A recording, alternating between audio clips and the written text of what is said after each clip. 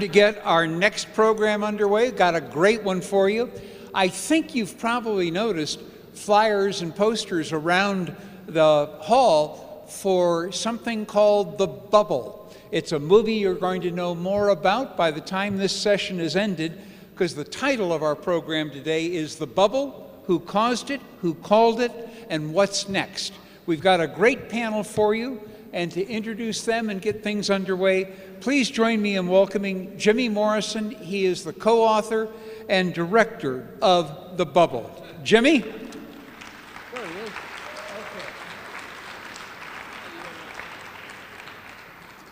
Hi, I'm glad you all can make it today. We're going to start out right away with the world premiere of our trailer. This project began 2 years ago, and my idea was to track down the people who predicted the housing crisis, ask them why it happened, and more importantly, ask them what's next. So right away, we'll start with the trailer. Thank you.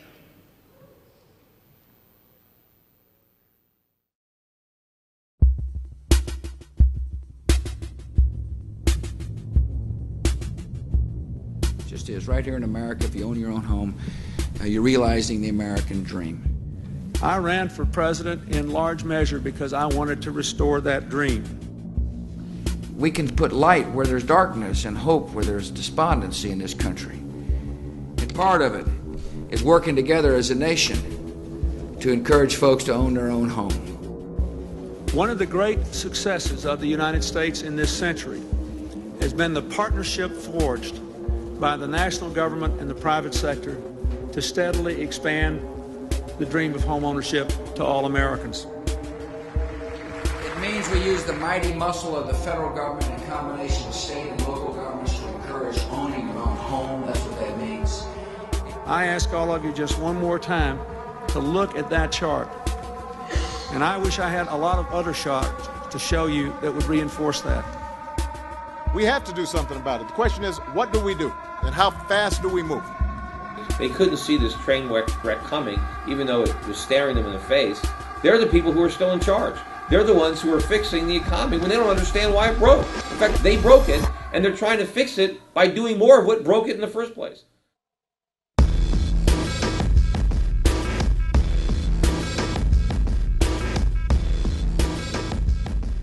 The debt continues to rise, and we're all getting into a worse fundamental situation than we had before, and we're all going to pay for it. Be very careful and worried about 2013 and 2014.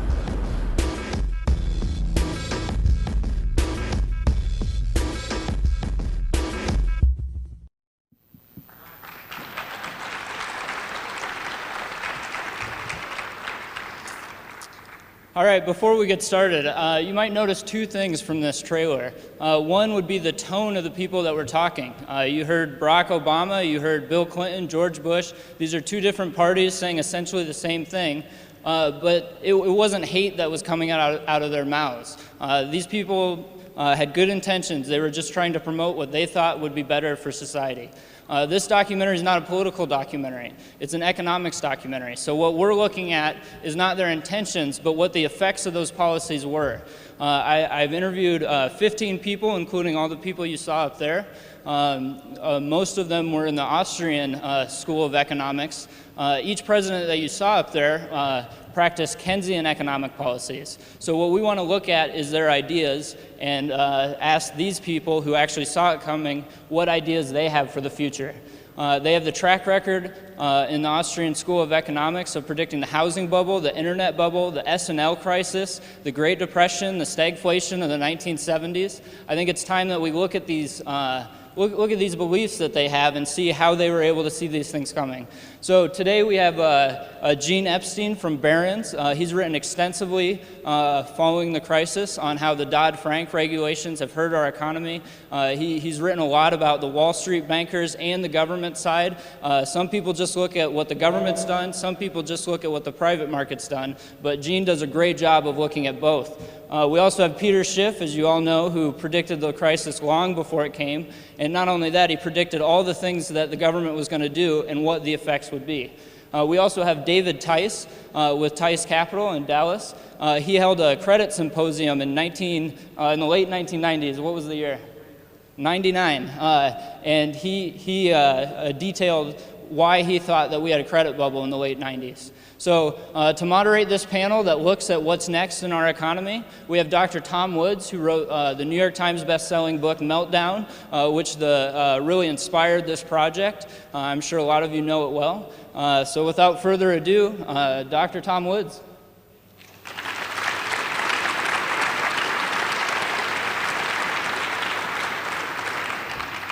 Okay, thank you, ladies and gentlemen. Before we get started, just a quick program note. I want to bring your attention to a modification in the program tomorrow morning. At 9 o'clock a.m. in this room, you will note that there is a presentation taking place by John Brown regarding the subject of sound money. But left off the program is the other half of the presentation, which involves Peter Schiff, and he's going to be talking about practical steps that people might take and that Peter and his firm are helping people take to cope with the currency crises that are certainly coming. So that's 9 o'clock a.m. tomorrow morning, right here. Okay, so we're going to dive right into this, and I'm going to be asking these folks some questions, and they're a little bit idiosyncratic because there are just a lot of sorts of things we might want to know about what's happened, what's going on, what's likely to take place in the future. So I want to start off with this question, and I'm not going to put any one of these good gentlemen on the spot. I'm going to throw the question out, and anybody who wants to take it can take it. One at a time, no pushing. But my first question is, we hear a lot on the internet and from some left-wing outlets about where are the handcuffs? Why aren't these people in handcuffs? So my question is, when you think about the housing market and how it was operating in the years leading up to the crash, are we talking here about crimes that were committed?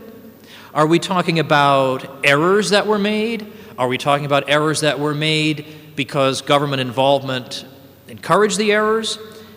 Are we talking about crimes or errors? Anybody want to jump in on this?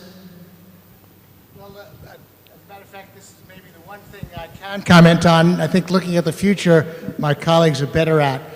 The problem with indicting anyone for what happened is that you have to prove intent to be fraudulent. You have to prove that they behaved like Bernie Madoff. There is no question that there are two politicians at least who clearly had the intent to defraud. Probably not George W. Bush, he's too naive. Probably not Bill Clinton, he too. Be difficult to make the charges stick. In their case, it's just fear most what politicians do in the name of good. But the two who are most vulnerable to being indicted are Christopher Dodd and Barney Frank. If you actually quote them, you can see. Barney Frank was in 2003 denying vociferously that Fannie Mae and Freddie Mac had government guarantees. There's no wink and nod guarantee. There is no implicit guarantee.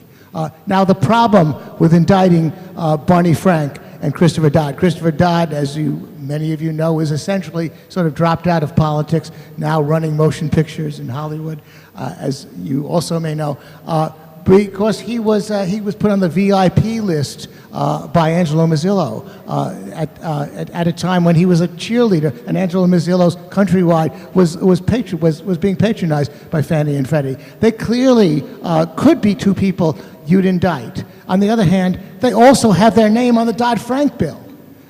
So what are you going to do?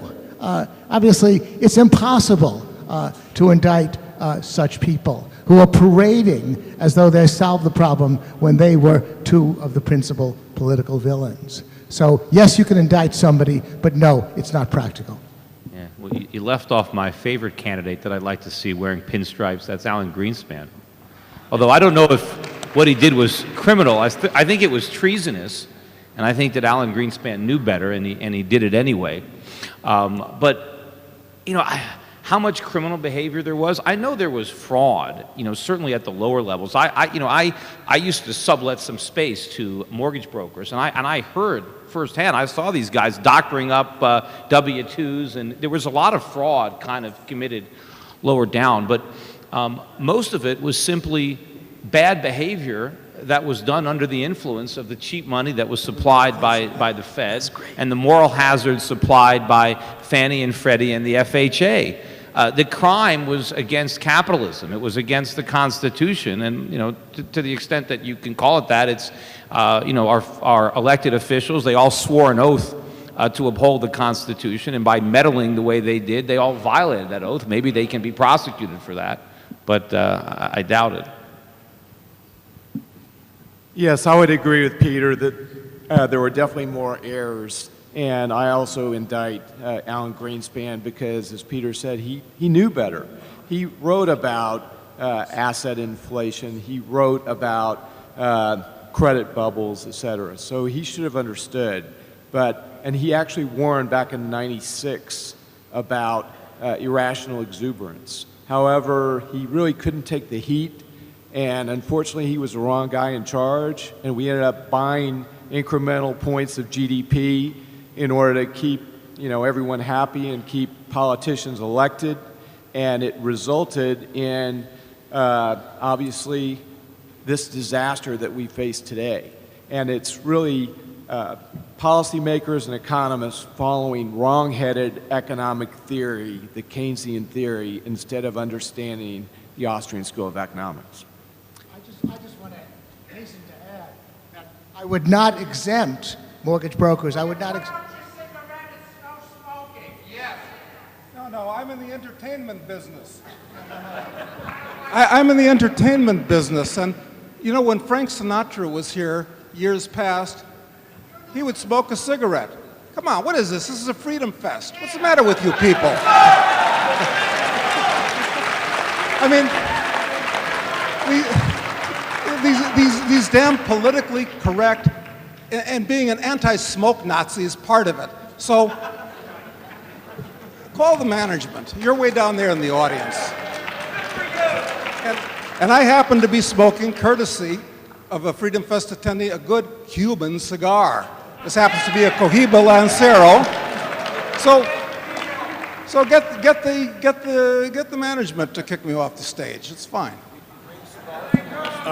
All right, yeah. I didn't. I'm just finishing one that's why I'm late. I'm sitting next to it. I'll put up with it. I won't teach this man a lesson in what real libertarian law is all about. He has to learn that someday. But that aside, to pursue another point, it's only that, yes, there are capitalists, crony capitalists that were involved, but at the risk of offending some of you who like some of government's wars, it's like indicting the people at Abu Ghraib, the soldiers in the field at Abu Ghraib, who are basically taking orders from the commanders. If those people deserve to get punished, then the commanders really deserve to get life. And the commanders, as my colleagues have pointed out, include Alan Greenspan, and I have to throw in his lieutenant at the time, Ben Bernanke. Again, a difficult man to indict. Do you want to jump in on this? Certainly giving Alan Greenspan a run for his money for the title of worst Fed chairman ever. The only thing I can say is that this whole problem, Tom explained to me, it's all due to fractional reserve banking and so forth. So I know that you all will agree that the Federal Reserve and all central banks serve no useful purpose. They should be abolished, and we wouldn't have had this crisis if they hadn't existed. So that's the root of the problem, the way I see it. It's criminality at the highest level, and most Americans approve of it. All right, now we're going forward into the future, and we've had the Dodd-Frank bill. And my question is, I'm pretty certain just about nobody in this room has read that bill. Gene might have. I know, Gene, you had a session on this, so I don't want you to have to recapitulate the whole thing. But do you think Dodd-Frank will help prevent future crises? I ask this as a bit tongue-in-cheek here. But if not, why not? Is it missing the point? Is it actually making things worse? What's the problem with it? Says nothing at all, by the way, about the two elephants in the room, Fannie Mae and Freddie Mac. Nothing at all.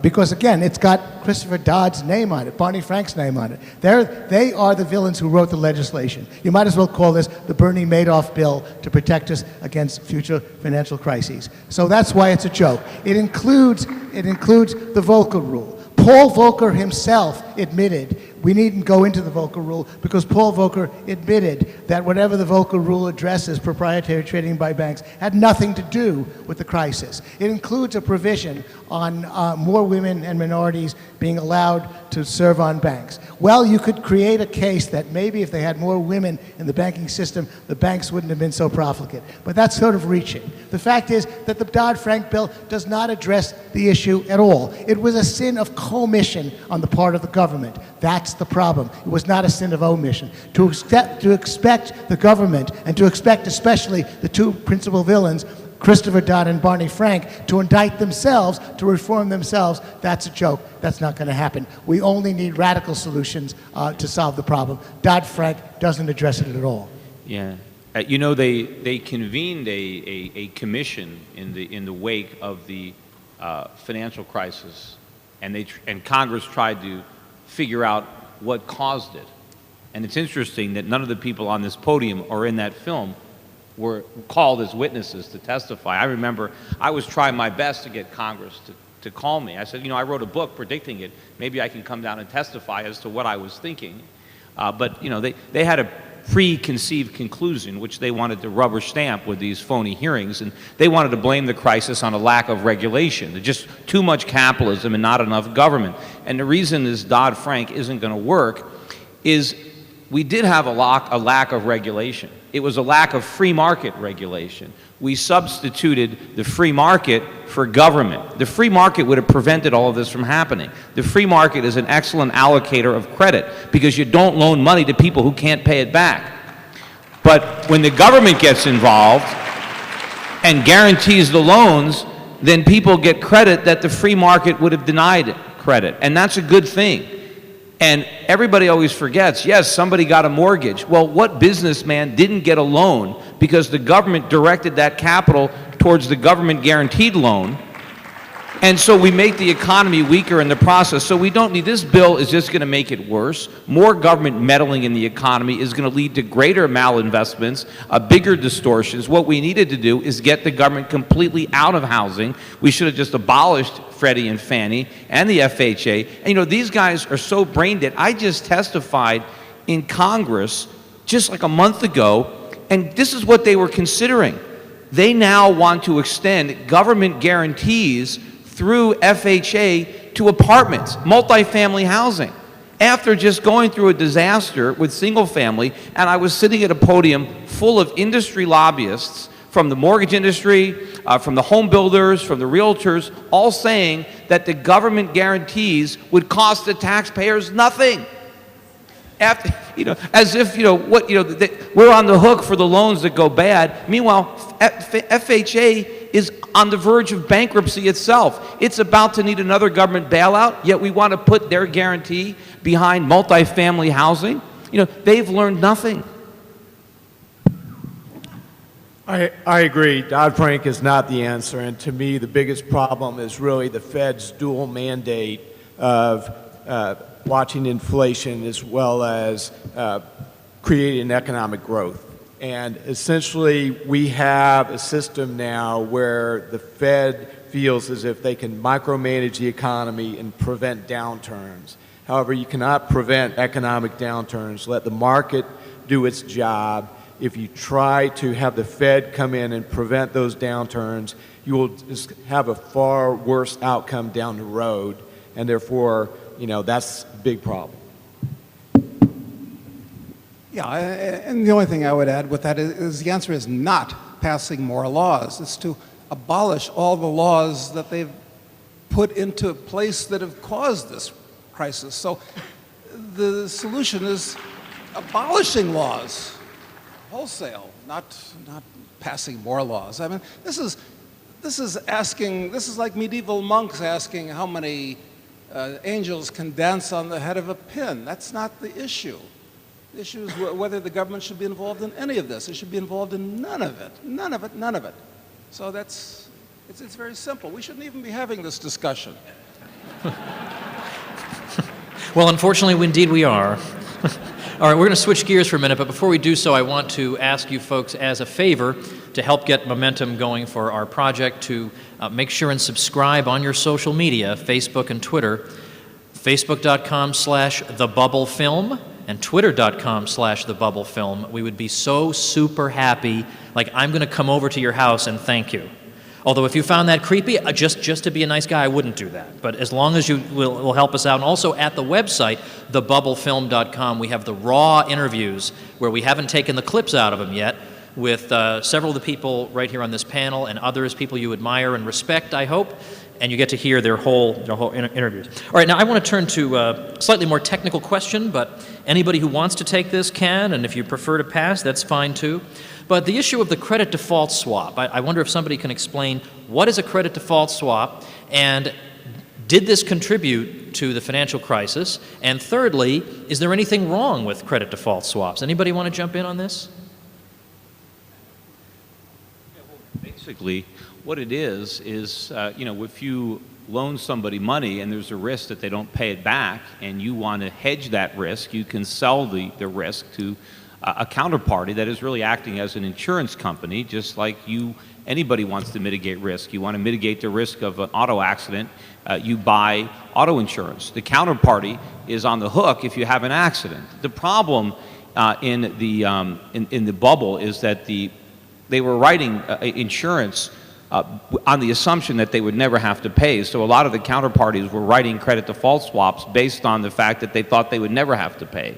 And a lot of this was made possible based on the Fed being there, the implicit guarantee that the Fed would backstop these institutions, that they were too big to fail, and interest rates were so low. And once you inflated this housing bubble, part of the problem is people thought that the insurance would never have to pay off because people thought real estate prices would never fall. I mean, I remember for years when I was warning about the housing problem, the reason that people dismissed my warnings out of hand was because they were predicated on real estate prices going down, and that was thought to be impossible. And so, you had all of this, all these credit default swaps.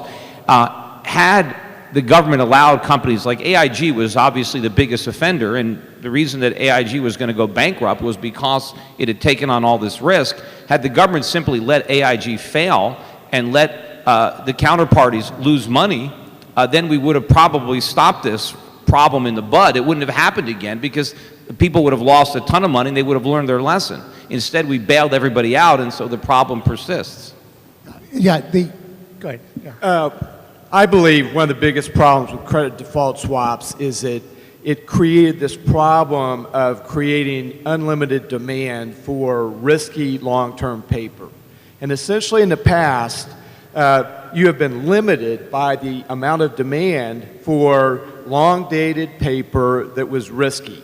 However, through Wall Street alchemy, what's happened is through credit default swaps, you essentially convert a risky instrument to a safe instrument, and then you can utilize various other derivatives and convert a long-dated instrument to a short-dated instrument. So what that does is it creates these risky long-term paper becomes money market paper that therefore there is unlimited demand for. So this is what created this massive demand for all this risky paper. And Doug Nolan first wrote about this, my compadre at Prudent Bear Fund, and he calls it the moneyness of credit. I make a note, before anybody ever heard of Peter Schiff, the first website I used to go to every morning was the Prudent Bear site to read those columns. Religiously, every morning I did that. I should only add, a credit default swap is a derivative. Warren Buffett called derivatives weapons of mass destruction, even though he himself has used derivatives. Derivatives include options, futures. Essentially, a derivative is toxic depending on what it is derived from. Even a stock, arguably, is a derivative, and that could be toxic if it's part of a company that is supported by the government that's about to go bust. Anything is toxic if it's derived from something that is essentially going to go bust, essentially a part of a bubble. But that bubble was created by the government.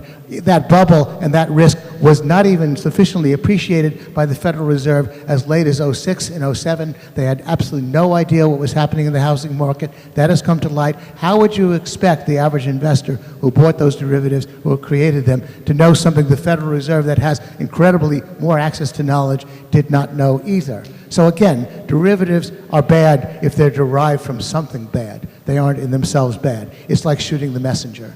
Maybe they make things a bit worse, but that in itself is not the fundamental issue. What are they derived from? I think it's more serious than that. The fact of the matter is that something like 20% of the American economy is financial related. And this is greatly overblown. It's completely ridiculous. The financial business should be nothing but a way to keep your money liquid while you actually produce real wealth. And it's a phenomenon that's been generated by the creation of hundreds of billions and trillions of currency units out there, where people try to juggle these things around. The whole financial industry is bankrupt, and it's going to collapse, and it should collapse. In a sound economy, the banking industry should be a couple, 3% of the economy. It's about 20% of the economy, and it's because of the creation of all these currency units. So it's going to get worse, and it's all going to collapse, and it's going to be very, very ugly. Just for starters, if you had a free market in money globally, there would not be currency traders. There would not be so many thousands of people trading currencies. There would be no such thing. The market, the free market, naturally gravitates toward a single currency, or toward maybe at most two currencies. There would be no such things as dollars, euros, yen, a whole lot of things for the financial industry to do that really are unnecessary in a free market, just as a simple example. All these banks have rooms this size full of traders sitting in front of their screens that are buying and selling, and it's not with the capital of the banks. It's with the money of the depositors that they're making all these crazy bets. So it's a very unstable situation. It will fall apart. All right, now, Gene referred earlier to radical solutions and saying that nothing short of radical solutions will suffice. We'll hold off to the end, appropriately enough, for what the radical solutions would be. If we had our druthers, what would the solution be? But let's imagine we're in this mixed economy situation right now where you have a banking system that, to the untrained eye, looks like a free market banking system. But we know it's got a cartel structure, it's got the central bank at the front, it's got monopoly privileges and money creation privileges. So my question would be, in this situation, is there a case to be made for prudential regulation that would say that the banks, if they're going to have all this implicit or explicit moral hazard creating institutions like the FDIC or the Fed, then we have to say that you can only hold these types of assets, and if you hold these types of assets, you have to hold this much capital in reserve against them. Is this some kind of or is it better to just have the banks just operate without these restrictions, but yet still be covered by the taxpayer? What's the approach we should take in this less than desirable situation we're in right now? Well, the best thing to do would be to remove the guarantees of deposits, and we can have a free market in banking. I mean, and those guarantees are there not to protect the depositors, but to protect the banks, to allow the banks to be reckless because their customers don't care about what they do. So we really need to get rid of deposit insurance. But unfortunately, if we're going to insure bank deposits, then... It's a non-smoking building. What?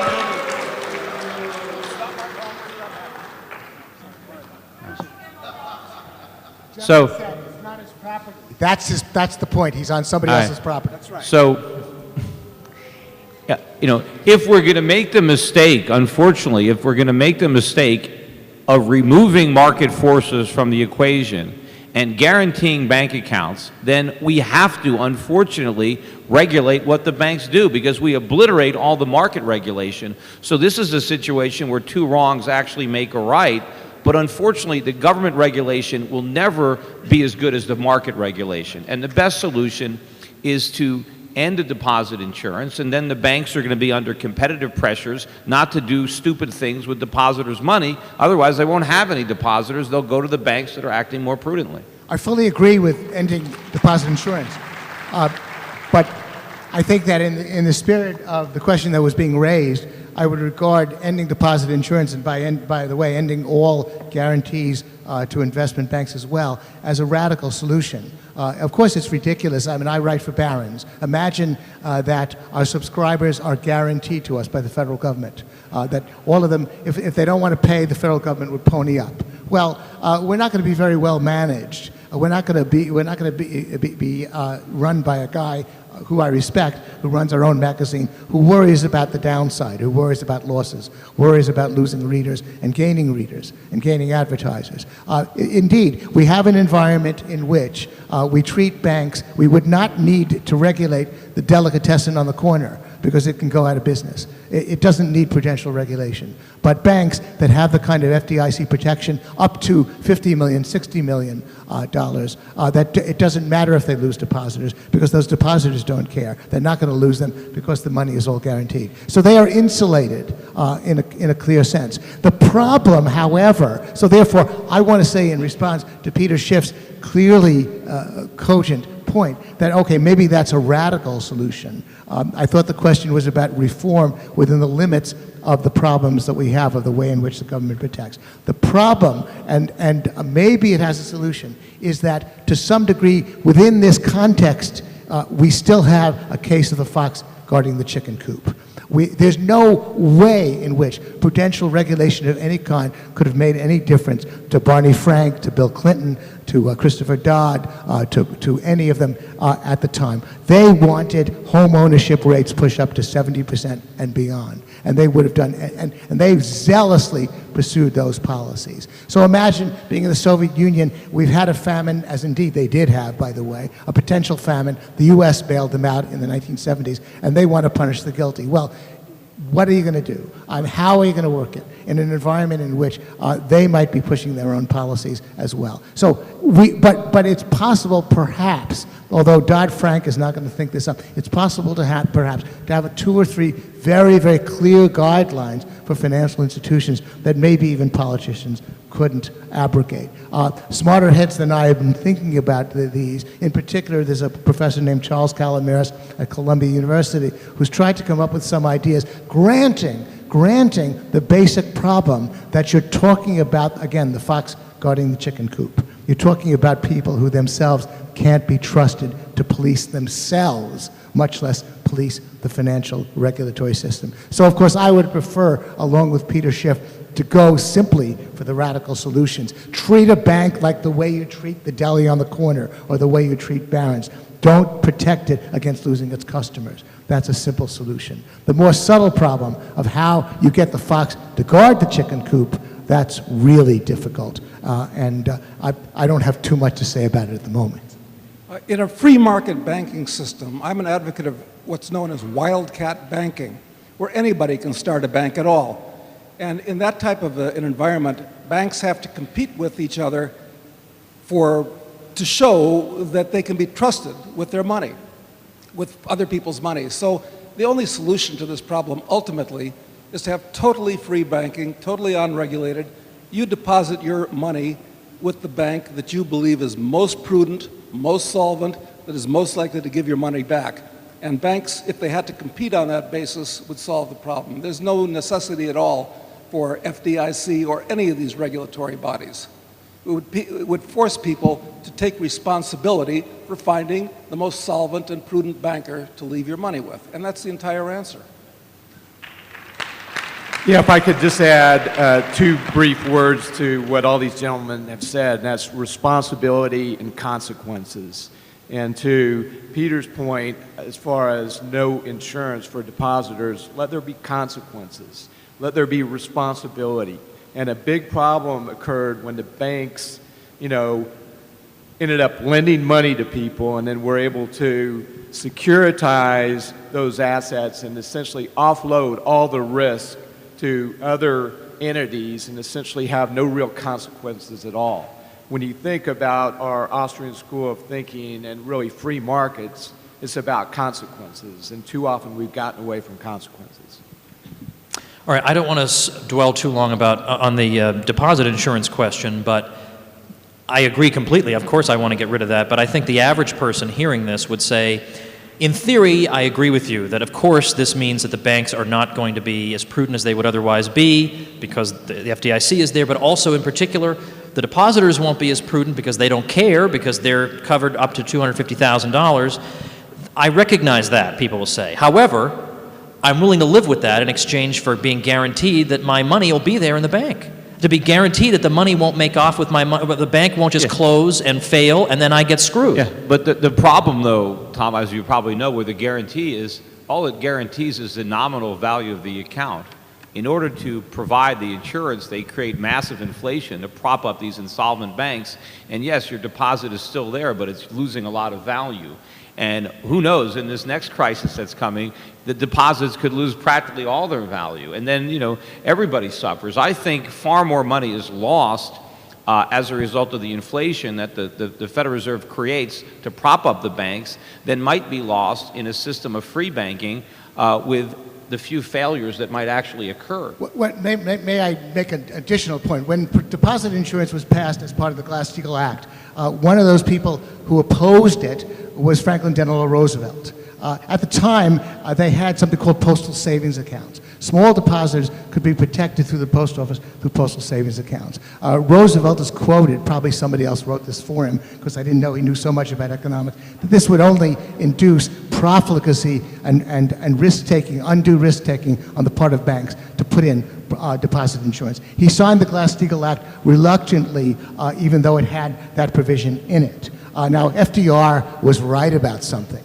That there's something wrong with insulating a bank against losing its customers, just like there would be something wrong with insulating a delicatessen against losing its customers. Now, clearly, there's a solution. All you have to do is whisper in the banker's ear. If you want to offer a safe deposit to your customers, recommend they put their money into Treasury bills. Okay, we have them. For the moment, we still have them around. That's backed by the federal government, the same as FDIC, if they want to do that and accept the lower rates. Richer people are going to have to buy their own insurance, or they could put their money into Treasury bills as well. Or they can read various websites that would undoubtedly arise that would advise them about which bank is safe and which bank isn't. It's a no-brainer to abolish federal insurance. We don't need to protect the $50 million depositors, which is, by the way, something that Alan Blinder, a big liberal economist, brought about through something called CDARS. You can just give a bank $50 million, and it can, through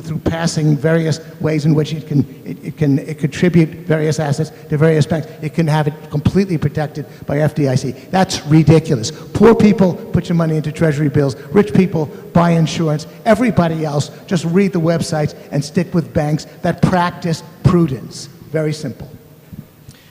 All right, now we've heard reference to the next one that's coming. Of course, Peter has a new book called The Next Crash. So maybe you could, pardon me? The Real Crash, sorry, The Real Crash. I'm actually, you wrote a blurb on that, so you should remember. Yeah, sorry, I have a lot of books fishing around in my head. Yeah. But I have a book signing at Laissez-Vaire's booth tomorrow at 3:30 for that. See, it's a good thing we brought this up. Yes. All right. Well, now, I guess I'd like a brief, and super brief, because I have one more key question I want to get out of you guys, but a brief overview from each of your perspectives. What does this look like? What exactly is this next thing that's coming? And then secondly, on the other side of this thing, do we have a better society? Is this going to lead to more totalitarianism, capital controls, things of that sort? Or is this crisis the thing that finally breaks the back of the federal bureaucracies and we are emancipated from our chains? That is the unanswered question with which I actually end my book, not to give away the ending. But yeah, I think we're heading to a very important fork in the road. The real crash is coming. And, when I wrote my book, Crash Proof, And I talked about a coming economic collapse. It hasn't happened yet. The collapse that I envisioned was the one that was going to result from all the stimulus that the government was going to throw at the economy to try to reflate the bubble once the housing market burst and we had the carnage in the banking sector. I predicted trillion-dollar budget deficits and, all this money printing and cheap money. And I thought the economy would ultimately die from, not from the disease, but from the government's cure. And I think that's what's happening, because right now this whole thing is propped up because the Fed's got rates at zero, but it can't keep them there indefinitely. As people like to think that they can, but they can't. And eventually, when rates go up, this whole house of cards comes tumbling down. And I think we're in far worse shape today because we've taken on even greater degrees of debt. We've expanded government instead of contracting it. We've made the too big to fail banks even bigger. And so now it's going to be even worse. But the question is going to be, who's going to get the blame for this disaster? I think the politicians did a pretty good job of blaming the 2008 financial crisis on capitalism, even though it was government that did it. This crisis is going to be even bigger, and who are we going to blame? Are we going to obliterate whatever remnants of capitalism remain and just fully embrace a totalitarian, centrally planned economy? Or are we going to finally get the message and restore limited government, constitutional government, sound money, and go back to what made America great? And I don't know the answer to that question. I mean, as an American, I'm very hopeful that it's the latter and not the former, but, I don't know how to handicap it. I'm hopeful it'll be better at the end of this. However, I think there's going to be 10 to 15 to 20 years of some pain. And I'd just like to refer to my favorite quote from Ludwig von Mises. There's no means to avoid the final collapse of a boom brought about by credit expansion. The alternative is only whether the crisis should come sooner as a voluntary abandonment of further credit expansion or as a final and total catastrophe of the currency system involved. And essentially where we are, the steps that have been taken since the 2008 crisis are to replace the private sector deleveraging with public sector leveraging up, and it's going to destroy the currency. Everything that the government is doing is not just the wrong thing, it's exactly the opposite of the right thing. It will result, as these guys have said, in a total collapse, and it's going to be very ugly. The good news is that all the real wealth in the world, the buildings and the skills of the people, the factories, that'll still exist. But the financial system is going to collapse, and the sooner the better, so things can reorganize. Unfortunately, I think that we're looking at a situation much like France in 1789. I look forward to the collapse of this totally corrupt and rotten regime. That's the good news. It's going to collapse and go away.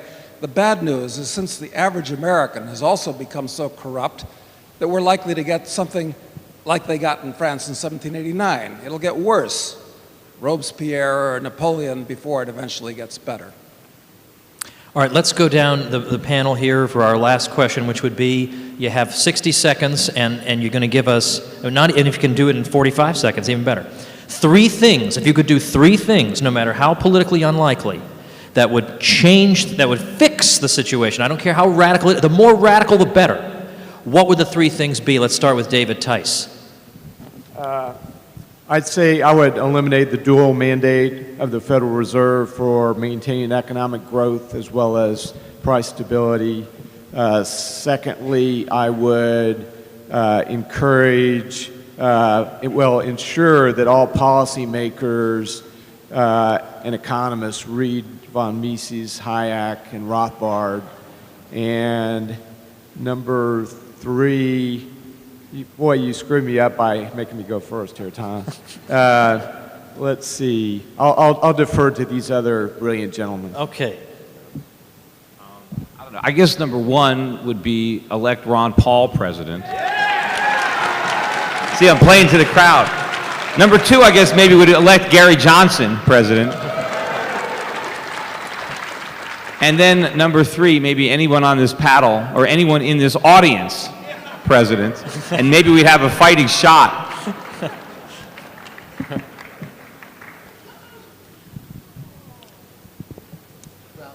Clearly, Ron Paul already knows that we should abolish the Federal Reserve. It has had a terrible record. George Selgin, an economist, recently showed that, by the way, the Fed celebrates its 100th birthday next year, next December. Been around for 100 years. And George Selgin did a very simple before and after, the 30, 40 years before the Federal Reserve was created, the 100 years since. And even if you forgive the Fed, the Great Depression, it was only practicing. So just take the Federal Reserve since 1946. And actually, in every conceivable way, the economy has performed worse.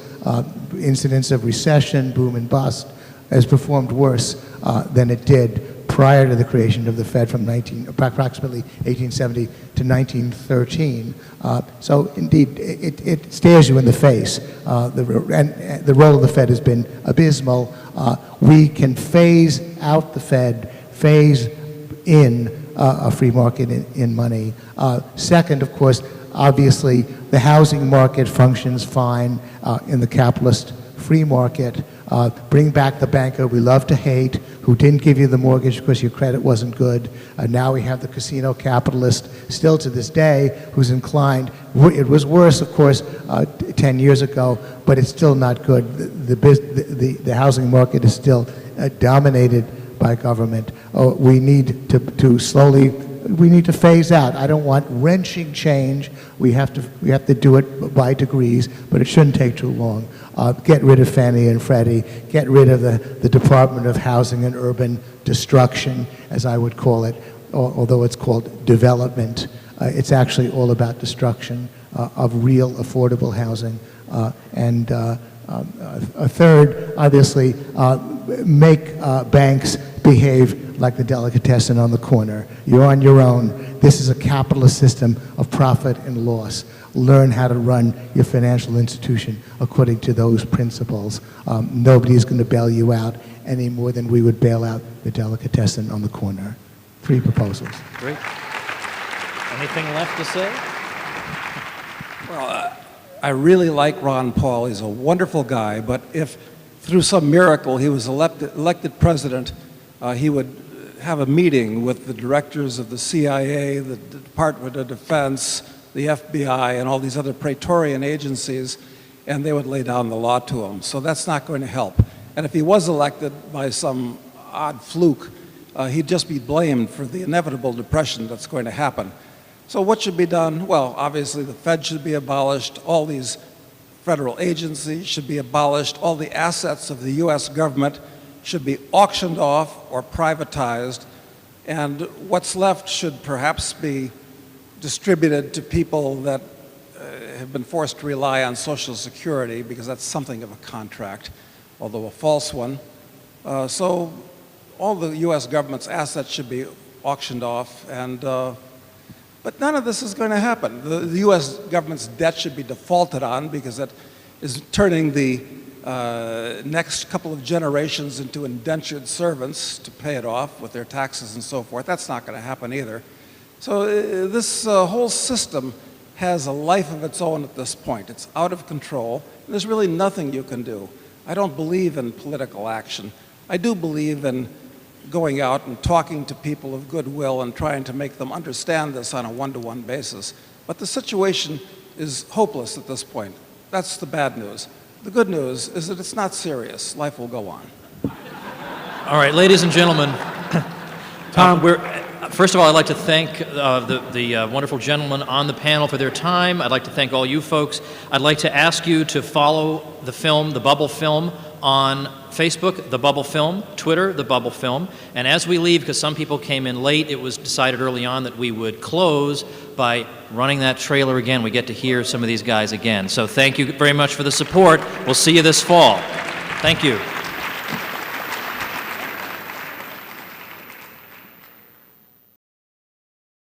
Take a greater risk on these mortgages? Yes. To give families mortgages they would not have given otherwise? Yes. It means we use the mighty muscle of the federal government in combination with state and local governments to encourage owning your own home. That's what that means. I ask all of you just one more time to look at that chart. And I wish I had a lot of other charts to show you that would reinforce that. Can't buy a house before you have a job. You get a job, you save for a down payment, then you buy the house. A lot of people are going to find out, oh my God, not only is my stocks down, my house is down too, and now what do I do? Jim Rogers knew these bubbles were going to burst, but I didn't. Neither did filmmaker Jimmy Morrison, who started a house painting business less than a month after home prices peaked. His timing couldn't have been worse. But we don't have to make those mistakes again. There are people out there who called it, and next time, maybe we can too. We've got a growing economy, jobs, incomes. We've got very low mortgage rates. Housing is going to be a disaster in the next 5 years. You sell housing stocks and you sell Ben Bernanke. One myth that's out there is that what we're doing is printing money. We're not printing money. These days, they don't need a printing press. All they need a computer keyboard. So we're not a free market then. There is an invisible, there is a benevolent hand that touches us. Absolutely. These people in the government apparently don't learn anything at all. They broke it, and they're trying to fix it by doing more of what broke it in the first place. The United States can pay any debt it has because we can always print money to do that. What? Of course it could happen again, and it's happened before. Raw materials were allocated between essential and non-essential business. I hope they don't lose confidence in their government. I can see why there's skepticism, but it's the only government we got.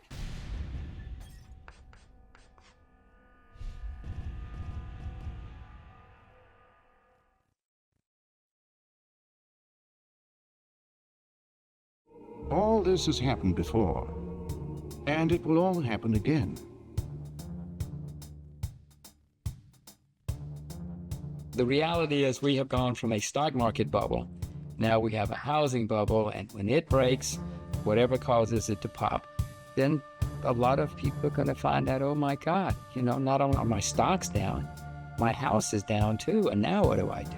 Charlie, this was the day we were afraid to wake up to: the bankruptcy of one major Wall Street investment bank, the shotgun wedding of another. Can't be distracted. What's going on with the war? What's wrong with the economy? Stop worrying about that. They're not only doing the wrong thing, they're doing exactly the opposite of the right thing. We got into our mess by spending too much money, running up too much debt, and printing too much money, and that's exactly what we're doing. Which, by the way, would seem how we got into this state of affairs in the first place.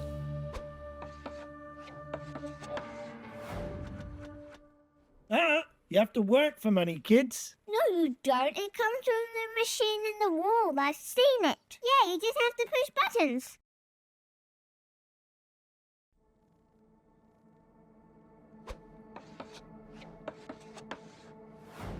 I don't think the economy is actually doing well. That's the problem. It's just the illusion. It's the stock market going up. It's the real estate market going up. It makes people think the economy is doing well, but it's actually doing lousy. Basically, quantitative easing has been a wonderful boon for the 1%.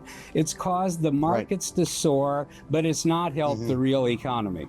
Quantitative easing is a very fancy phrase for what an ordinary civilian might call money printing. It's a euphemism, essentially, for printing money and buying up mortgage instruments, buying up treasuries. What we're doing is lowering interest rates by buying treasury securities. And by lowering interest rates, we hope to stimulate the economy to grow faster. Over time, it becomes habit forming. The politicians can't live without it. Eventually, it begins to degrade. Give me some of that quantitative easing, brother. I don't think they'll wind it back voluntarily. I think one stimulus package will lead to the next one and to more money printing. Ben Bernanke didn't magically undo all those mistakes by creating $1 trillion and giving it to bankers. Right? Those mistakes were still made, resources had still been misallocated, and all he really did was literally paper over the problem and push it back a few years. So the trick is to find the appropriate moment when to begin to unwind this policy. And that's what we're going to do. Why should a bunch of people sitting around the conference room of the Federal Reserve Building in Washington, D.C. know better about the proper level of interest rates than they know about the proper level, say, of corn prices? The truth of our world, Max, it can't be easily summed up with math. There is no simple pattern. Guys, the truth is way more depressing. They're not even smart enough to be as evil as you're giving them credit for. I hope they don't lose confidence in their government. I can see why there's skepticism, but it's the only government we got.